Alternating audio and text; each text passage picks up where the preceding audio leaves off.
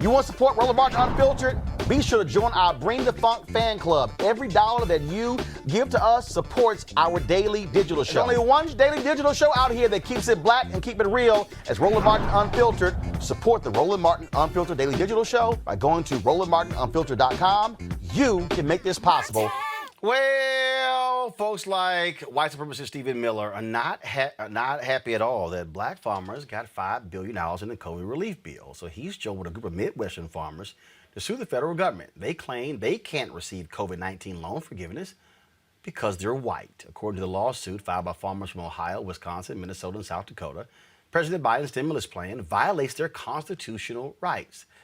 The American Rescue Plan provides $4 billion in loan forgiveness for socially disadvantaged farmers and ranchers who are Black, American Indian, Hispanic, Alaskan Native, Asian American, or Pacific Islander. The U.S. Department of Agriculture issued the following statement, quote, "We are reviewing the complaint and working with the Department of Justice. During this review, we will continue to implement the debt relief to qualified socially disadvantaged borrowers under the law." John Boyd is the founder and president of the National Black Farmers Association. Joins us right now. So, John, what do you make of the white farmers being so upset and hot and bothered by all of this? Well, I'll tell you, Roland, thank you for having me. And we must be doing something right. And here we have what's proven in history. White men filing suits against black farmers receiving money. And that's what they've been doing throughout history. They stole all the land from Indians. They stole the land from blacks. They supported sharecropping and slavery and all these awful Jim Crow laws. And now we're sitting here in the year 2021 where white farmers don't want black farmers to get a dime. And so far, Roland, we really haven't gotten any money. So they really put the cart before the horse yet. You know, the monies have not even been dispersed.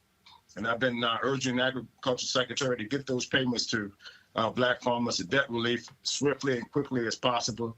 But as I speak to you, not a dime has went to black farmers and other farmers of color. And it shows the hatred, the bigotry that still exists in agriculture. You know, you're sitting there talking about discrimination. One of the most racist industries in the United States is the agriculture industry. Here we have an agriculture secretary of Texas where 8 out of 10 loans were denied to black farmers on average in this country. And he's filing suit against black farmers. So what kind of help is he offering black farmers in the state of Texas? Probably nothing. What do you say, again, we played the clip earlier. Did you see this Senator Tim Scott on Face the Nation where he called it reverse racism, that you guys are receiving, the black farmers are receiving this, as if he's completely clueless to the history of black farmers, and then said, well, Pickford, that decision was to fix black farmers not getting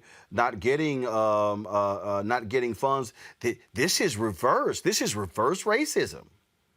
Well, here's the issue that Tim Scott and the other senator from South Carolina have.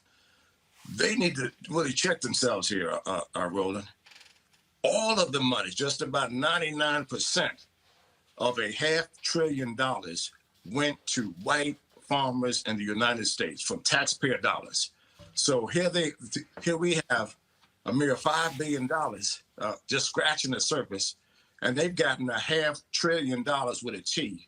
And now they're sitting here talking about reverse discrimination.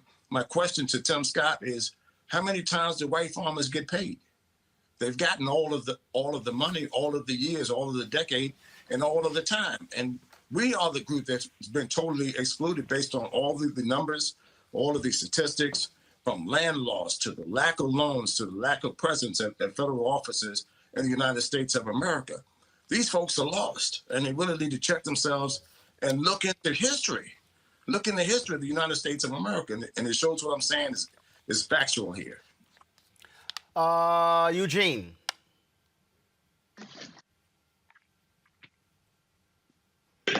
There we go. Hey, can you guys hear me? Appreciate it. Now we can hear you. Good to see you, Brother John. I guess my question is, one of the things I think we probably can do as a community is support these black farmers, and intentionally buy produce from Black farmers.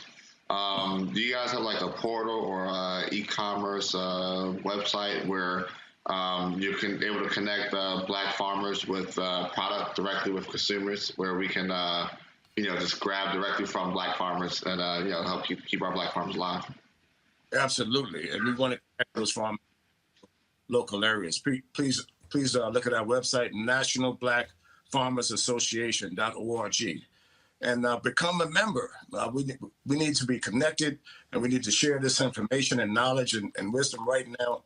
And this is a very, very important time in history.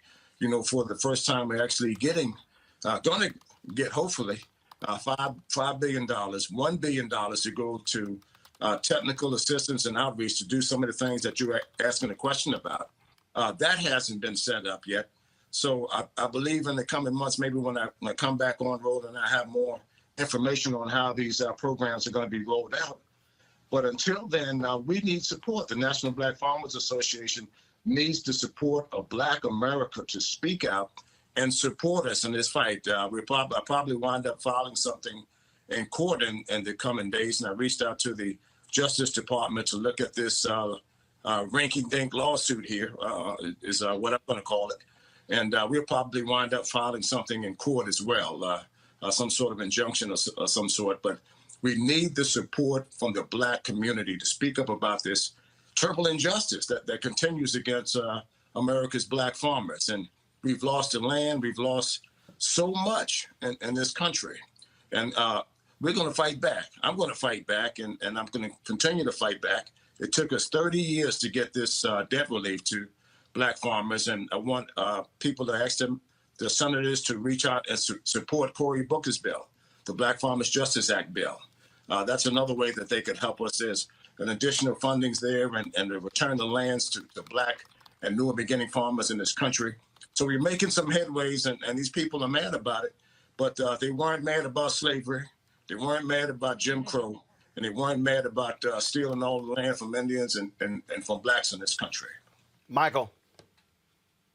Mr. Boyd, have you, Black farmers, how do they do with being vendors to the Whole Foods, Harris Teeter's, Vons, Kroger, Giant, Safeway, you name it? Are they able to compete with those grocery stores where a lot of, obviously, people of color shop? And maybe that's one of the ways where Black folks, the consumer, can be helpful, is to say, are you getting from, what kind of farmers are you getting your produce from?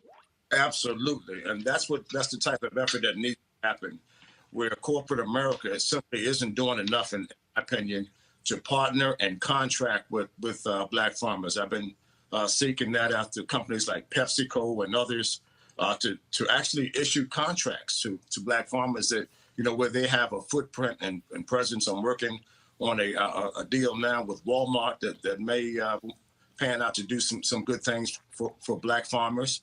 But I also want to remind people of how bad some of these companies have treated Black farmers, such as Monsanto, where we filed suit against them. And also John Deere, we're looking at maybe having some legal issues there where they refuse to service Black farmers, tractors and combines, and they come when they get ready, and white farmers in this country get same-day service. That's the type of blatant discrimination that Black farmers are still existing right now as I speak to you on this show. So that was a great question, and urge all of these companies to do business. And where you're spending your dollars, especially in the food industry, ask them, do they have any contracts with Black farmers? Julianne, question for John Boyd. First of all, Mr. Boyd, thank you for your work and for your persistence in raising this issue about Black farmers. Now, when President Obama was in office, Tom Vilsack was the Secretary of Agriculture, and he was not the most easy person to deal with for Black farmers. However, he's been reappointed by President Biden. What's your thought about that? Has he been more malleable, or is he still sort of the brick wall that he used to be? Well, as you know, and me and Roland actually spoke about this on his show, we weren't excited about Secretary Vilsack going back to USDA, and I told him just last month, he said he wanted to listen and learn. I told him he should have listened and learned when under the Obama years, and he should get the payments out to black farmers within 30 days is what I asked him to do. But the president had a Zoom call, and he asked me to support Secretary Vilsack coming back to the Ag Department, because many of us didn't like that issue or that thought. I was more excited about Marcia Flood, someone more progressive, and that would to do more with black farmers and expand our avenues there. But we got Secretary Vilsack. He's there. I'm going to try to work with him to make sure that these payments get out to black farmers just as quickly as possible. And the president said if it doesn't work out, reach out and let him know. And I plan to do just that if he doesn't do what he says he's going to do. So we're going to give him a chance, and he has to show us this time. It's not the black farmers showing him anymore.